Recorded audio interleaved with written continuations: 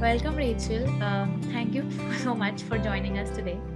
And I'm very happy to host you today to talk about International Day of Education and how Narrative4 is working for this cause. And first, before we begin, could you just tell me who are you and how are you related to Narrative4? Hello, and thank you for having me, Nandini. So my name is Rachel Gleeson, and I am the Programme Officer with Narrative4 in Ireland. I've been with the organisation for about 2 years now, and I look after the different programmes that we run, which is all related to empathy education. All right, so your non-profit Narrative4 does a really interesting work. So you work to educate students and kind of help them understand their voices and their stories through really unique methods. So I'd love to know about what is it that your nonprofit exactly does. So the Narrative4 is an organisation that started in the United States in 2012, and it now runs in over 5 different countries, and it's been in Ireland since 2016. So really what the organisation was established to do is to address isolation in young people and to create a space for those aged between kind of 12 and 18 to connect and to share with each other using their own personal stories and experiences. So we do this through our empathy education programme, and the main model that we use is called the Story Exchange. So the Story Exchange is a safe space for young people to share with each other. They use their personal stories based around a certain theme or a prompt, and they tell each other stories back then in the group in the first person. And it's this first person element of the program that's really important, because it's taking on somebody else's story as if it's your own, and this is where the empathy then is developed and the connection to other people. Awesome. So why do you think there is a need for that in Ireland? Why do you think a non-profit had to step out, of the comfort zone of conventional education and work on programs like empathy education? I think that sometimes things like empathy education isn't a priority in schools, and that area of social and emotional learning and the really valuable skills that young people gain when they take part in programs such as ours can be kind of left to the side a little bit sometimes, and like. I think we could all agree that the world is maybe getting to be a harder place to live, and there's so much, especially at the moment, going on with pandemics and things like that, that to work on those skills gives young people an opportunity to not only learn what those skills are, how to use those skills, but also how to connect with each other on a different level, how to see past difference, how to take on somebody else's perspective. And ultimately, what we want to do is create a kind of a generation of young people that look beyond the things that maybe older generations were kind of stuck on, and to see that there might be differences between us, but at the same time, fundamentally, we're all the same. And I think that's why programs like ours are so important in schools, because they're looking at something that's not really addressed in standard education. Absolutely. And I think the pandemic was a testament to the fact that so many people need a safe space, and we also saw a surge in the number of mental health issues. So if we correct the foundation from the very beginning through nonprofits like yours, we can definitely help them when they become adults. And something that comes out of our program, and when we speak to the young people who've taken part in it, they say that they feel heard after taking part in it. And I think that's something that's really important, because the space isn't always there in education systems when you're looking at, the kind of the core subjects that are getting addressed, and that's what the time is being given to. The time isn't always there for the young people to be heard and to have their stories told and to hear other people's stories. And I'd like to understand a little bit more, since you have so many chapters across the world. So could you tell me something about a difference in which education is seen, or the landscape of education in Western countries or Eastern countries, or maybe just in Ireland, versus how it is in other countries? Or how is it that your nonprofit is impacting in Ireland versus other Narrative4 chapters?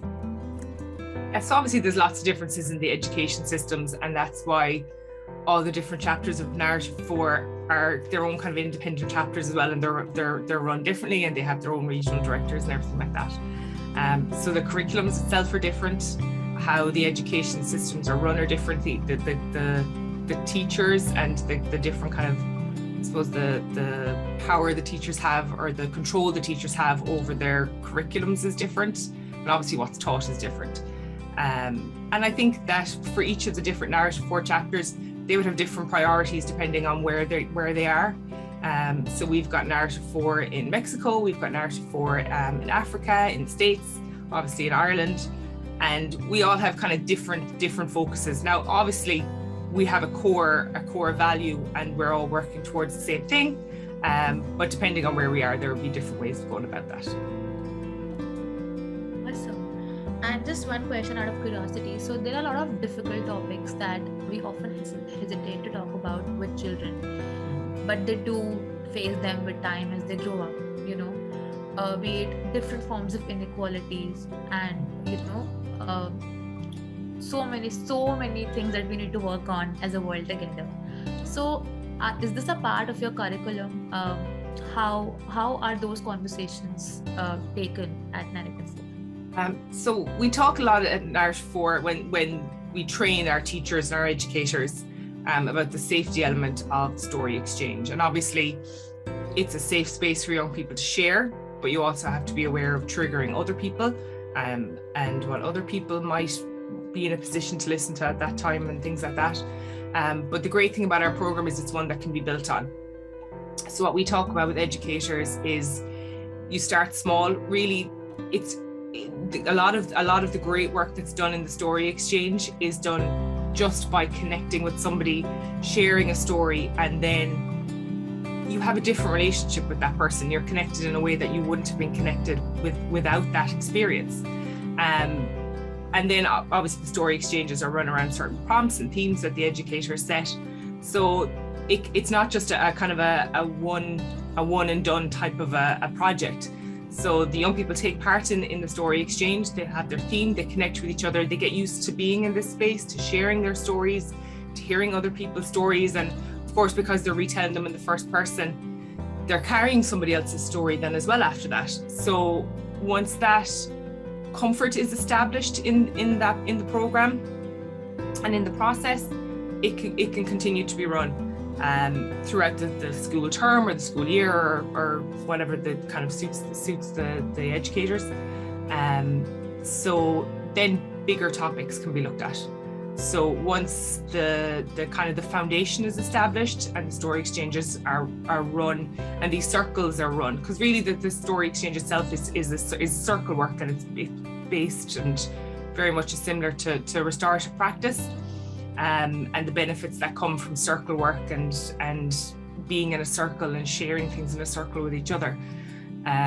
So once that foundation is established, then those bigger topics can be looked at, depending on the group. And obviously something we talk about with our trainers is knowing their groups, knowing who you're working with, and knowing the needs of those people as well, those young people. Awesome. And how can young people enroll at Narrative4? What is that process like? How do you choose, or is there no screening process? We work directly with the educators. So really it's the educators that enroll with us.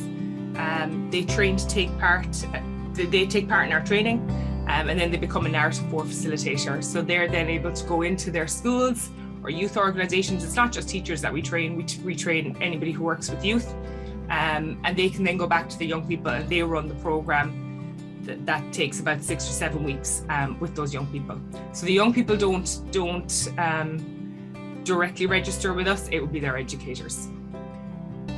Okay, awesome. So you enable the growth with people who actually, they potentially can do it quickly with a lot of students. So, exactly, yeah. And I'd like to understand, how did the situation change for Narrative4 with respect to the pandemic? What were the challenges you faced? How did you tackle them? And did you find innovative ways to work through that? We did indeed. Obviously, I think the pandemic was a challenge for everybody, really. And for us here in Narrative4, there was negatives, but there was also positives to it in the work that we do. I suppose the negatives being that here in Ireland, the schools were closed for a long time.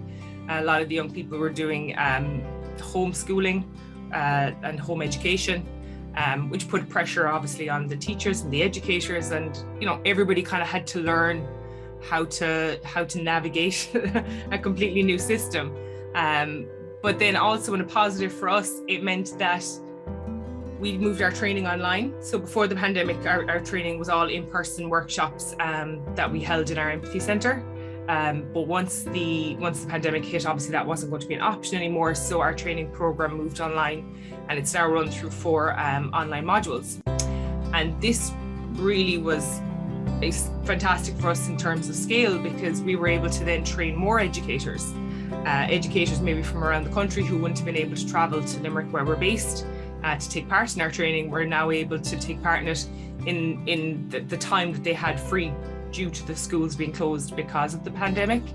So although there was negative aspects in that the workshop wasn't being run with the young people for that length of time while the schools were closed, we were also able to reach far more educators who then, when schools were reopened, will be bringing the program to the young people, meaning that far more young people around the country will be getting the benefit of the program and the skills that it teaches.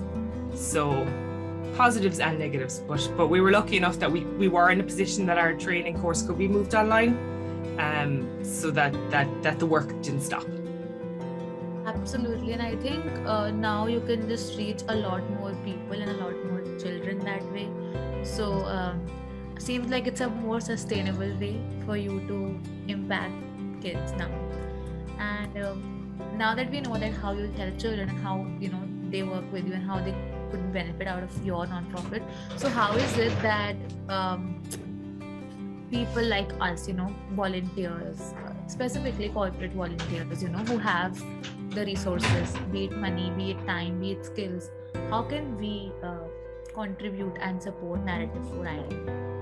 I suppose like that, it would be kind of taking part in our training programs, bringing the program to young people who need it. Like we train a lot of teachers and educators in disadvantaged areas of the country. We give out bursaries where we can to train those teachers to really bring the program to everybody. So it's not just something that is for those who kind of live in more affluent areas. And I think it's really important that because of the program that we have, that it is brought to all areas and to all people. And really the aim of Narrative4 is to have story exchanges and the empathy education program run with all young people. That's our number one aim, really. All right. So with that, I'd like for you to leave a message, for people watching this video, so potential volunteers and people who have, as I mentioned, those resources. So what is one thing you'd like to tell them to motivate them to support your nonprofit? I suppose one thing I would say is to remember the importance of people's stories, to remember that it's the simplest things that are often the most effective, and that really the distance between two people is often just a story, and that's what really can connect us. And that's what we do, and that's what we want to bring to the young people, and that's where empathy is, and that's where connection is. And I think it's really important for people to realise that fundamentally we're all the same, and that although we might have differences that can be celebrated, that it's important to also, kind of connect with each other, to learn more about each other,